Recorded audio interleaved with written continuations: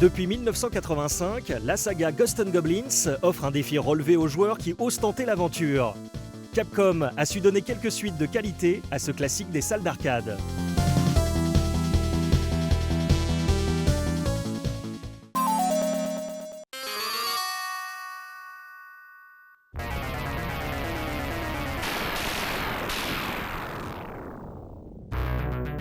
Le titre japonais de Ghosts 'n Goblins, Makaimura, signifie le village des démons. On y incarne le chevalier Arthur, qui doit sauver sa princesse, affrontant un bestiaire monstrueux venu de la littérature et du cinéma horrifique, dont certaines créatures deviendront des célébrités, à l'instar du Diable Rouge, Red Harrimer, qui a droit par la suite à sa propre franchise, Gargoyle Quest. La difficulté est célèbre pour être particulièrement élevée. Toutefois, la possibilité de perdre son armure au premier contact évite la mort immédiate.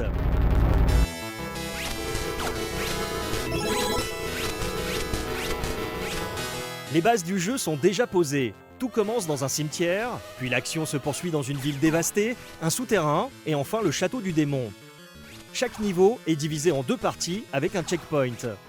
Arthur commence sa quête armé d'une lance et peut changer d'arme en ouvrant des coffres sur son chemin.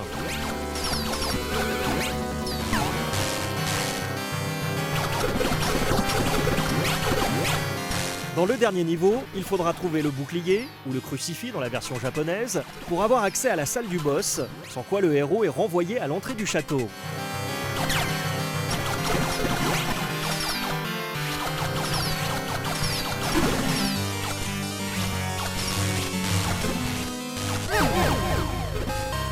À l'issue du combat contre le dernier boss, coup de théâtre, le joueur doit reprendre depuis le début, traverser tous les niveaux une nouvelle fois, avec une difficulté encore plus élevée, pour pouvoir affronter la véritable incarnation du démon, et ainsi sauver la princesse.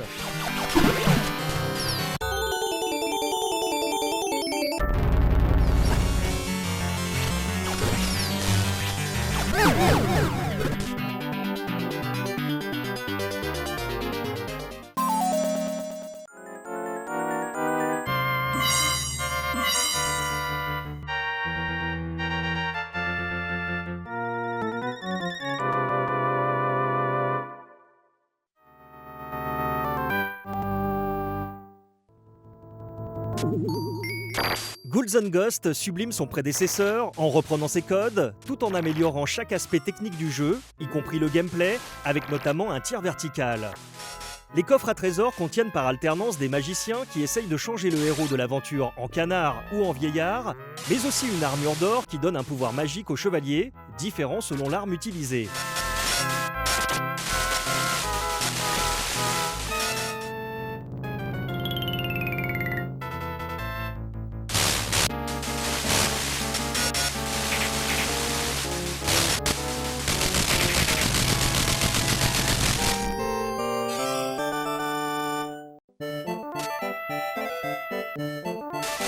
Les armes sont plus nombreuses, les monstres plus variés, et les 6 niveaux, bien que possédant un thème, contiennent plusieurs parties qui sont autant de défis à surmonter. Les excellentes adaptations sur Mega Drive et PC Engine contribuent à la renommée du jeu en dehors des salles d'arcade.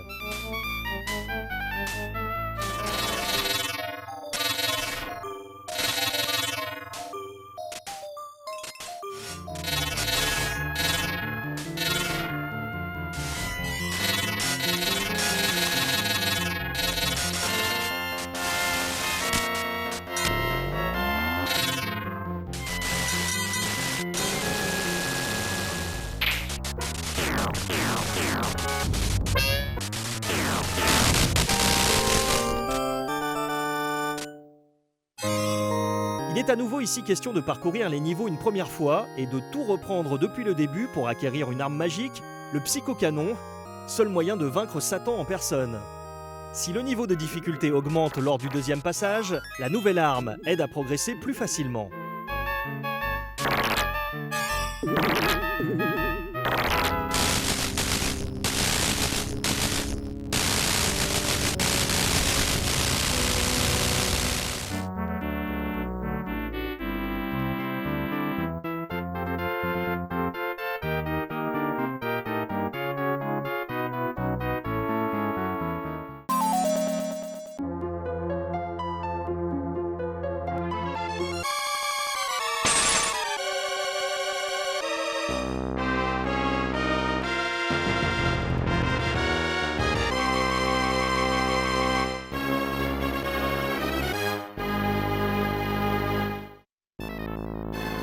Super Ghouls and Ghosts est un épisode unique, customisé pour le hardware de la 16 bits de Nintendo. Exploitant les effets du mode 7 de la console, le sol se déforme, le décor tourne sur lui-même. Le double saut, quelques armes et power-up, et même un bouclier sont ajoutés à la panoplie du chevalier, pouvant le rendre très puissant, même contre les boss. Conçu spécifiquement pour la console de salon, les niveaux sont plus longs que sur l'original en arcade.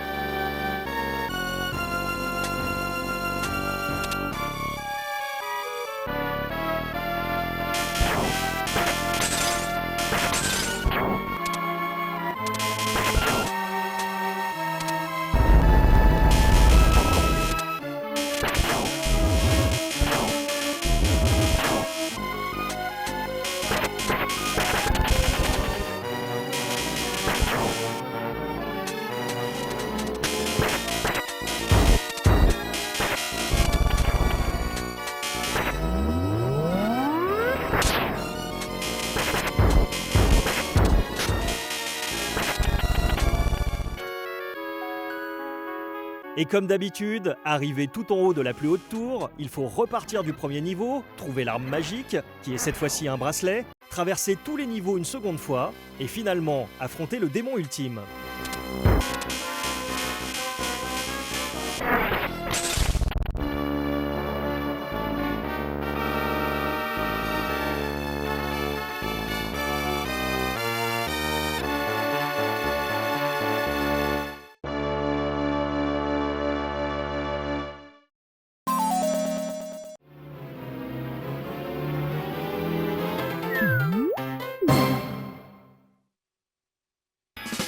Nazo Makaimura, que l'on pourrait traduire par les énigmes de Ghosts and Goblins, avec le chevalier Arthur et le démon Astaros en protagonistes, est une adaptation pour la PlayStation et la Saturn d'un autre jeu, Incredible Toons, venu du PC et du Mac. Il s'agit de comprendre et résoudre des petits problèmes, placer les objets aux bons endroits pour faire avancer l'histoire, pleine d'humour. On peut y jouer à la manette ou à la souris. Le jeu a été dans un premier temps développé sans les personnages de Ghosts and Goblins, qui ont été ajoutés par la suite.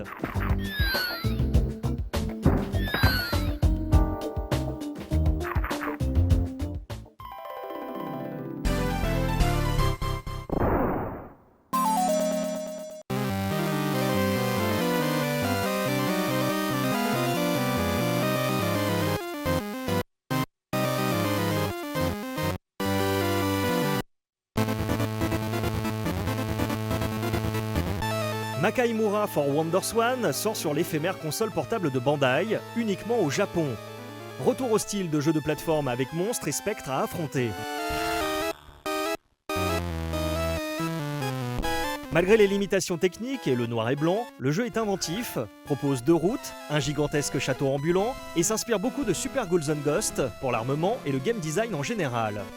Bien entendu, il faudra tout traverser 2 fois pour pouvoir vaincre le dernier boss au moyen d'une arme spéciale.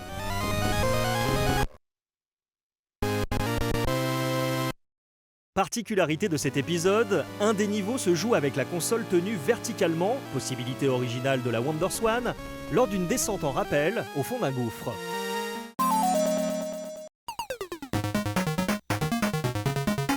Dans SNK vs Capcom, sur une autre console éphémère, la Neo Geo Pocket Color, Arthur apparaît lors d'un mini-jeu où il doit ramasser des trésors sans se faire tuer par le Red Harrimer.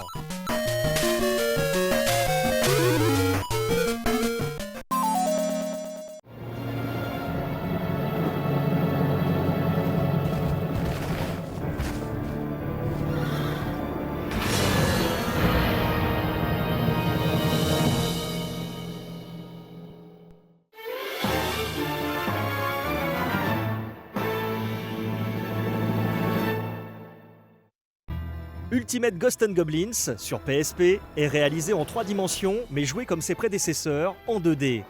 On retrouve des idées de Super Ghouls and Ghosts, avec le double saut et les armures de couleurs différentes, et le héros possède à présent une jauge de magie et des points d'armure. La direction artistique est particulièrement horrifique, bien plus que dans n'importe quel autre jeu de la franchise. Une version modifiée sort 1 an plus tard, nommée Kai, pour rééquilibrer la difficulté et le rendre plus proche des jeux d'arcade d'antan.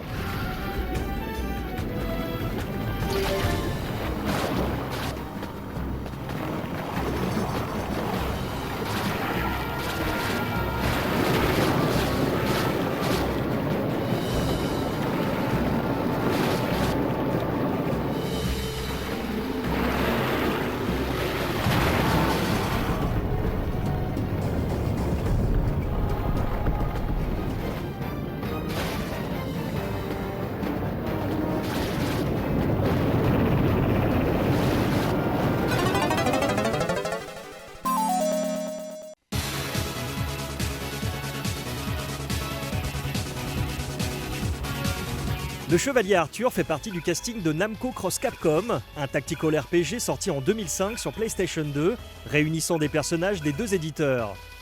Les antagonistes Red Harrimer et Astaros sont également présents. Les combats au tour par tour reposent sur le timing du déclenchement des attaques.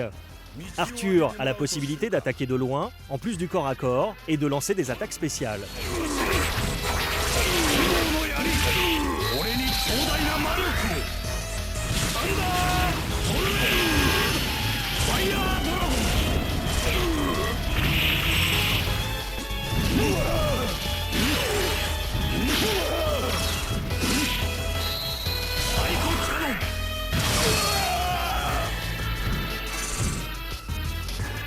俺が本気を出せばこの通りだ。